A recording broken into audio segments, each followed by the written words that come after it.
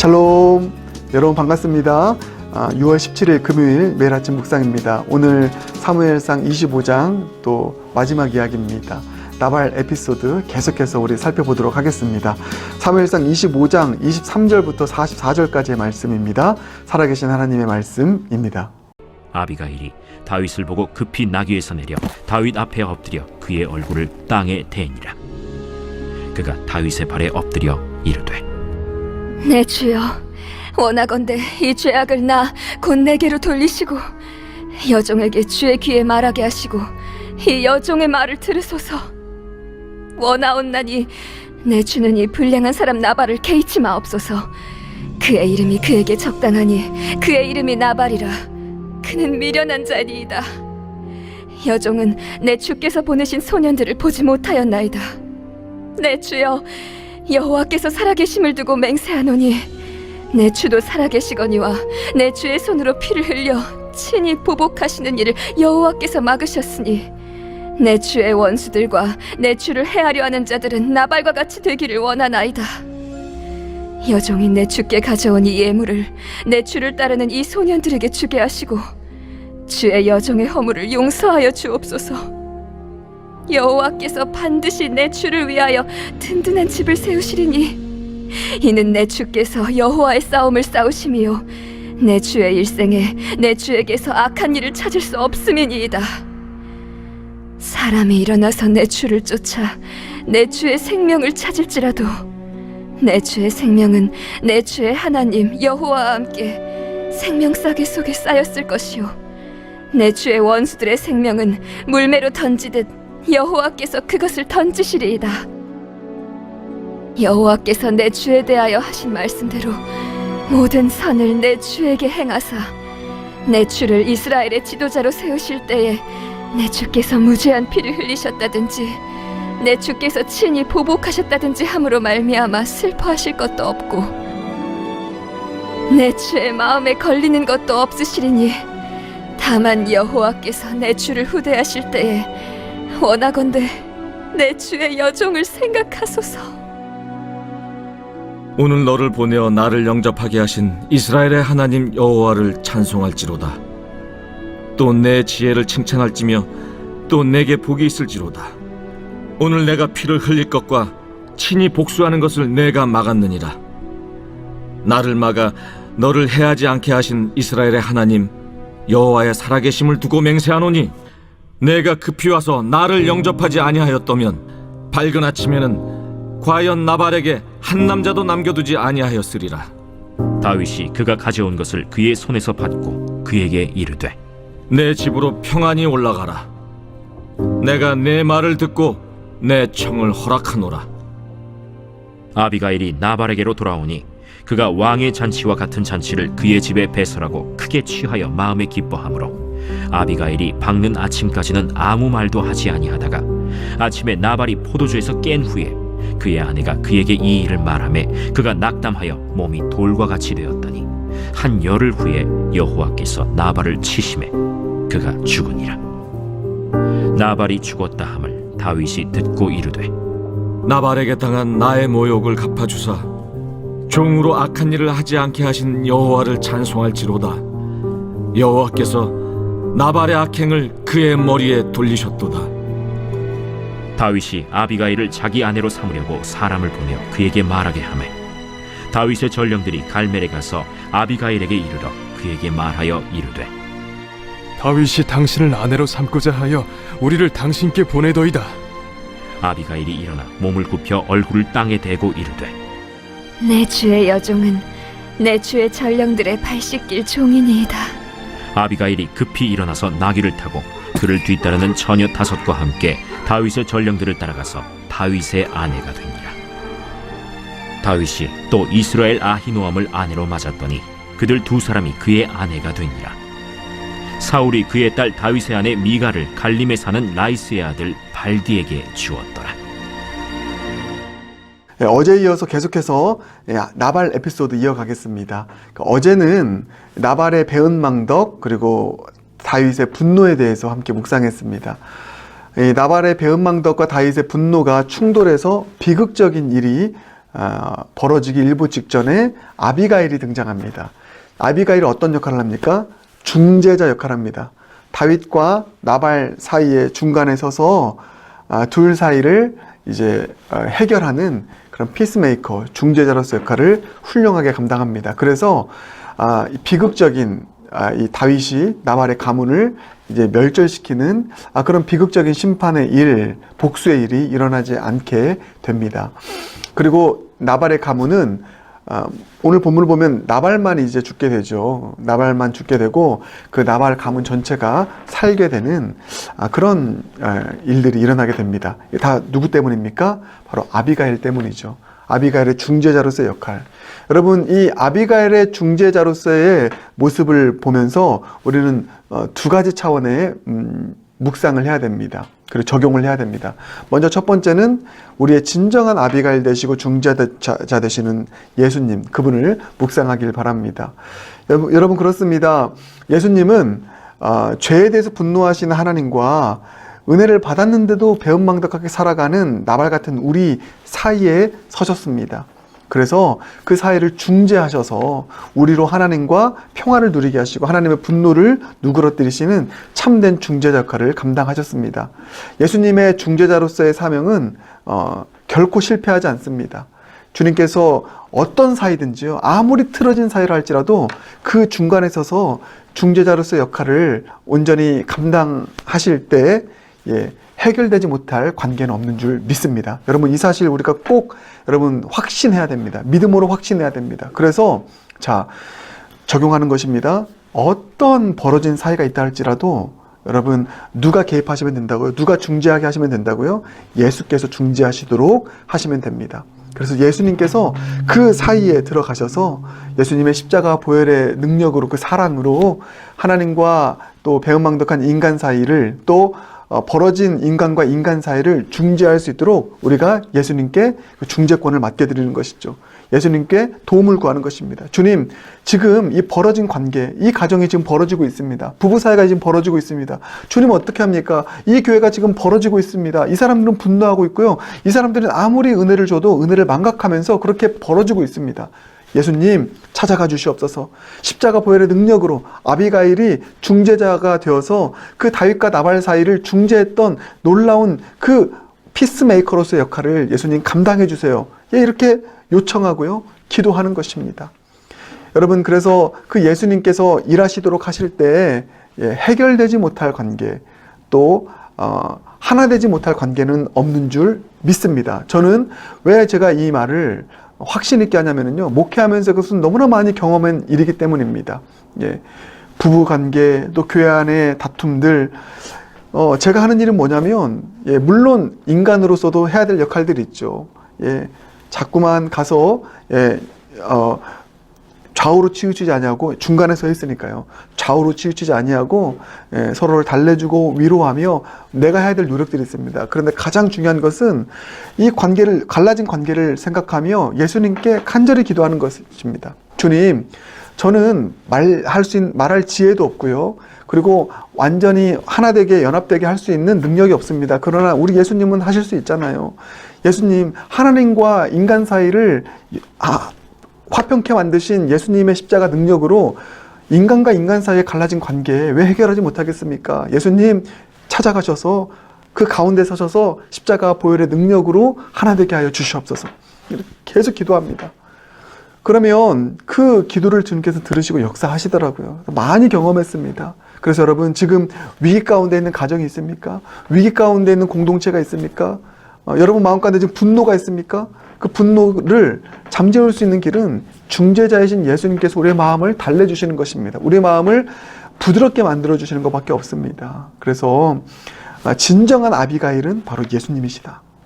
이 확신 가지고 예수님께 간절함으로 중재 요청하며 나아가는 저와 여러분 모두가 되길 주님의 이름으로 축복합니다.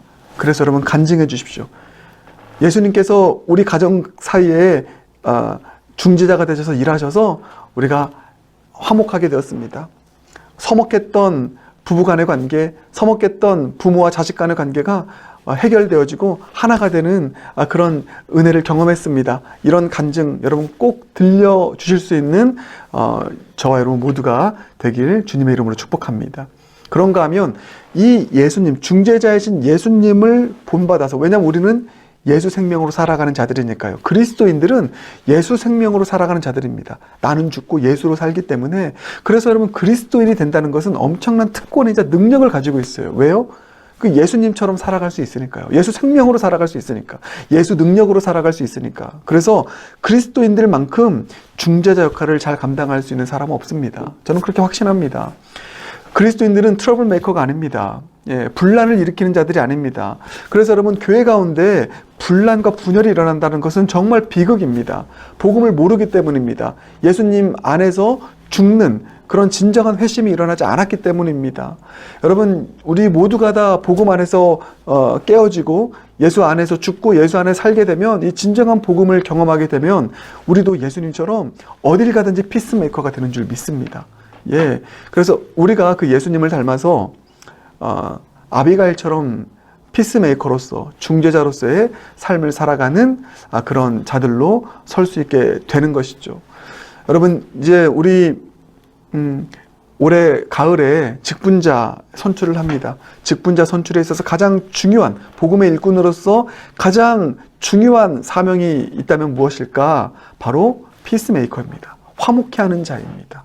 아무리 일 잘해도 분란 일으키면 어떻게 됩니까? 교회는 갈라집니다. 그래서 우리 영락교회 직분자들의 제 넘버1 사명은 바로 아비가일의 사명이다, 이렇게 생각하시면 됩니다. 그래서 내가 가면 어딜 가든지 하나가 되는 역사, 연합되는 역사가 일어나는 이런 복음의 일꾼 저와 여러분 되길 바라겠습니다. 여러분이 여러분의 구역에, 또 우리 교회에 아비가일 역할을 감당하는 그 예수님의 손과 발 되시길 주님의 이름으로 축복합니다. 그 일을 위해서 오늘 본문을 보니까요, 이 아비가일을 통해서 보게 되는 참된 중재자의 모습이 있더라고요. 먼저는 세 가지입니다. 이 세 가지를 꼭 기억하고 오늘 이 세 가지 붙잡고 주님께 기도하시길 바라겠습니다. 하나님, 내가 예수님 닮은 중재자 되기 원하는데 이 세 가지 덕목, 이 신앙의 덕목, 이 인격적 덕목이 저의 것 되길 원합니다. 이렇게 기도할 수 있길 바라겠습니다. 먼저 첫 번째는 겸손입니다. 23절 보십시오. 중재자는요, 어떤 위에서 아래로 내려다보면서 그렇게 끌고 가는 자가 아닙니다. 겸손하게 엎드립니다. 23절, 아비가일이 다윗을 보고 급히 나귀에서 내려 다윗 앞에 엎드려 그의 얼굴을 땅에 대니라. 겸손함으로 땅에 엎드려서 그 얼굴을 땅에 대는 이 겸손함으로 다윗 앞에 나아가는 모습, 이것이 우리 가운데 필요한 줄 믿습니다. 그것을 가장 잘 보여주는 분이 예수님 아닙니까? 예수님 중재하실 때 무엇으로 중재하십니까? 힘으로 중재하는 거 아닙니다. 막 싸우니까 막 힘으로 제압하면서 절대 싸우지 마, 감히 이래, 이게 아니라는 것이죠. 십자가 지셨잖아요. 낮은 자세로. 이 십자가가 예수님의 겸손을 보여주고 있고요. 또 한편 두 번째는 뭐냐면 책임의식입니다. 책임의식. 그러니까 이와 같은 일이 일어난 것을 마치 나의 책임으로 여기는 것입니다. 책임을 전가하면서 비난하는 것이 아니라 내 책임으로 여기는 모습. 이 공동체가 이렇게 된 것은 이 사람 잘못 때문이요, 저 사람 잘못 때문이요가 아니라 주님 제 잘못입니다 라고 하는 이 책임 의식을 갖는 것. 그게 24절입니다. 그가 다윗의 발에 엎드려 이르되 내 주여 원하건대 이 죄악을 곧 내게로 돌리시고. 여러분 이거 얼마나 귀한 태도인지 모릅니다. 이게 대속적인 모습이죠. 내가 대신 죄를 짊어지는 것입니다. 예수님의 십자가, 중재자로서 예수님의 십자가가 또한 이 책임의식을 갖는 것 아니었습니까? 예수님이 무슨 죄입니까? 인간의 죄이죠. 그렇잖아요. 그런데 예수님께서 그 죄를 자기 것으로 여기시며 십자가를 지셨습니다. 여러분 중재자의 진정한 조건은 십자가 지는 것입니다. 책임 전가하면서 이 사람 비난하고 저 사람 평가하면서 그런 식으로 중재할 수 없다라는 것이죠. 그래서 우리 그와 같은 책임의식 가지고 내가 목회자로서 역할을 잘못했기에 교회 가운데 이런 분란이 있습니다. 이런 책임의식이요. 내가 먼저 무릎 꿇고 회개하는 이 모습, 이 책임의식이 저와 여러분 가운데 있기를 바라겠습니다. 마지막 세 번째는 뭐냐면 축복하는 거예요. 축복. 여러분 이 28절 이하를 보면 이제 아비가일이 분노한 다윗. 다윗이 왜 분노합니까? 나발이 업신여겼잖아요. 예, 멸시하지 않았습니까? 그래서 다윗은 무너질 대로 무너졌습니다. 자존심도 무너졌고요. 예, 우리가 중재할 때 보통 중재를 하는 대상들이 다 이와 같은 상황입니다. 무너진 상황, 자존심 상한 상황. 그럴 때 우리가 그 자존심을 부추기면 되겠습니까? 아비가일은 오늘 28절 이하를 보면 다윗을 계속 세워줍니다.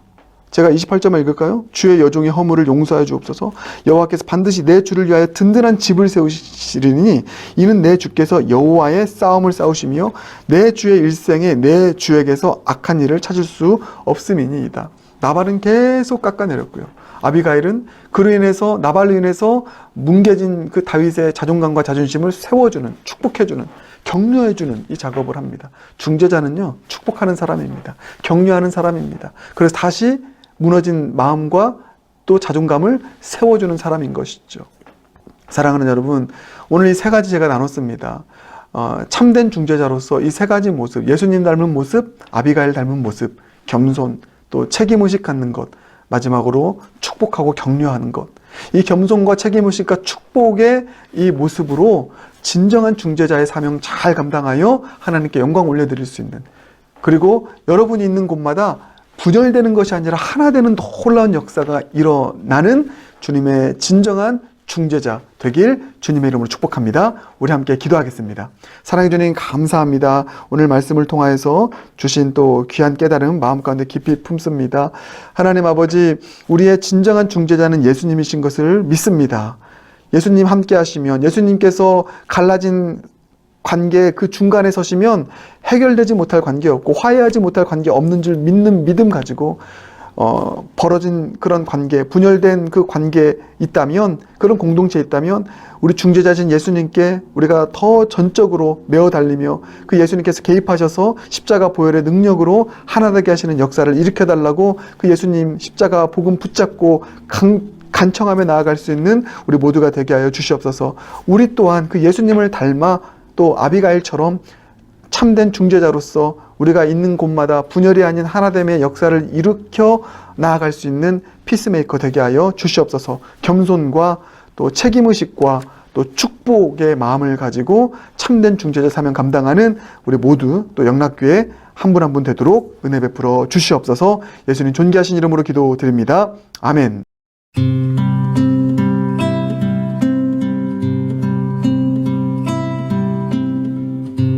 당신은 하나님의 언약 안에 있는 축복의 통로, 당신을 통하여서 열방이 주께 돌아오게 되리. 당신은 하나님의 언약 안에 있는 축복의 통로, 당신을 통하여서 열방이 주께 예배하게 되리.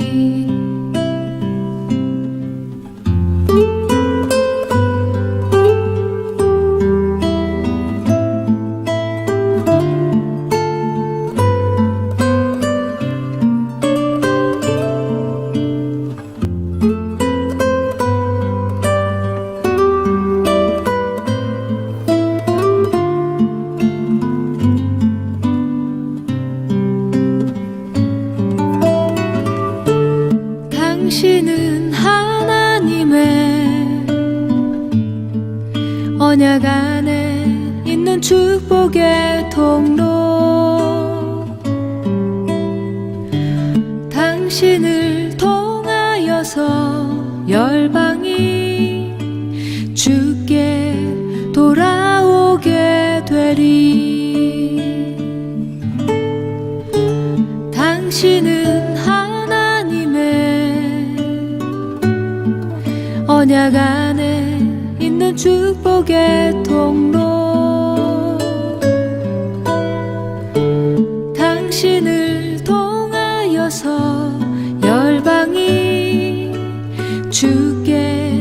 예배하게 되리. 당신을 통하여서 열방이 주께 돌아